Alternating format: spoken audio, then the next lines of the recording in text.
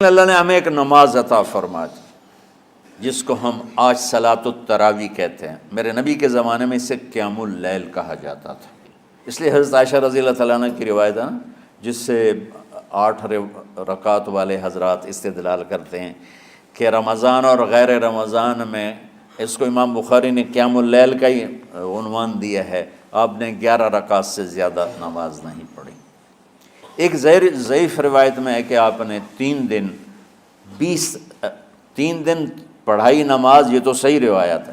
کتنی رکعت پڑھائی؟ تو ایک ضعیف روایت میں ہے کہ 20 رکعت پڑھائی۔ اچھا، ضعیف روایت سے عبادت ثابت نہیں ہو سکتی حکم شرعی۔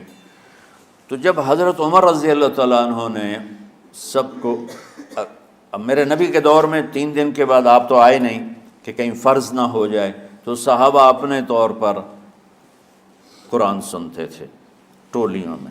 صدیقی دور میں 2 سال وہ فتنوں میں گزرا، تو اس میں بھی اسی طرح چلا کہ ٹولیوں میں ہوتے تھے۔ حضرت عمر رضی اللہ عنہ کے زمانے میں حکومت مضبوط ہو گئی، طاقتور ہو گئے، تو ابتدائی سالوں میں نہیں، چند سالوں کے بعد اب مسجد میں تشریف لائے تو لوگ اس طرح کوئی 4 ادھر 4 ادھر 5 ادھر 10 ادھر 20 ادھر، تو کہنے لگے ان کو ایک امام پہ جمع کر دیا جائے تو کتنا اچھا ہوگا۔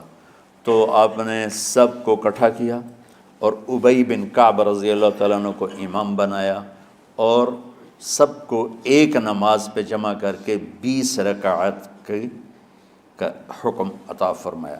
تو حضرت عمر کا یہ عمل اس حدیث کو مضبوط کر دیتا ہے کہ چونکہ میرے نبی نے کہا علیکم بسنتی و سنت الخلفاء الراشدین من بعدی، کہ میری اور میرے خلفاء راشدین کی سنت پر مضبوطی سے عمل کرنا۔ تو حضرت عمر کا جو 20 رکعت طے کرنا ہے، اگر ان کا اپنا اجتہاد ہے تو بھی ہمارے لیے عمل کے لیے کافی ہے، اور اگر ان کو یہ یاد ہے کہ میرے نبی نے 20 پڑھی تھیں تو اور زیادہ اچھی بات ہے۔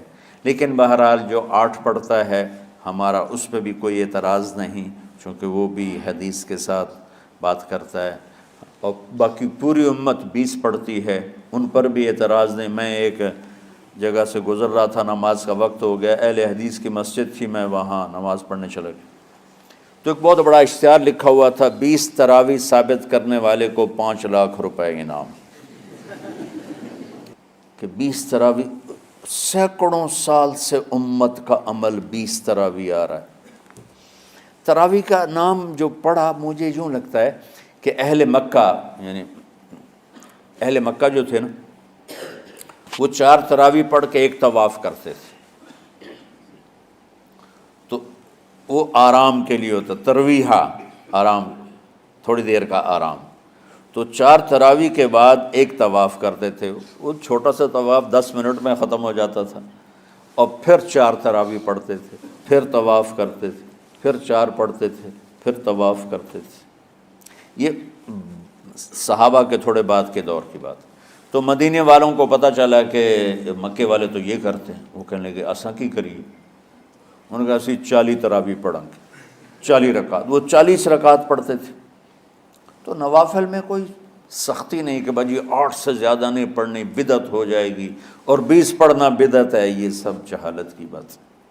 اور یہ 8 پڑھ رہے ہیں یہ غلط ہے، یہ بھی حماقت کی بات ہے۔ جو صحیح حدیث سے دلیل پکڑ کے کوئی عمل کرتا ہو تو بھائیو اس سے بحث نہ کیا کرو، مناظرہ نہ کیا کرو، یہ بہت نادانی والی بات۔ اور امت کا خلق، لاکھوں کروڑوں انسانوں کا ایک عمل پہ جمع ہونا، یہ بذات خود اس کی طاقت کی ایک دلیل۔ اور حرمین جب سے میرے رب نے، حضرت عمر نے 20 رکعت شروع کی، آج تک وہاں بھی ساری مساجد میں 8 رکعت تراویح ہوتی ہے، لیکن حرمین کی مسجد میں 20 رکعت، ادھر بھی ادھر بھی۔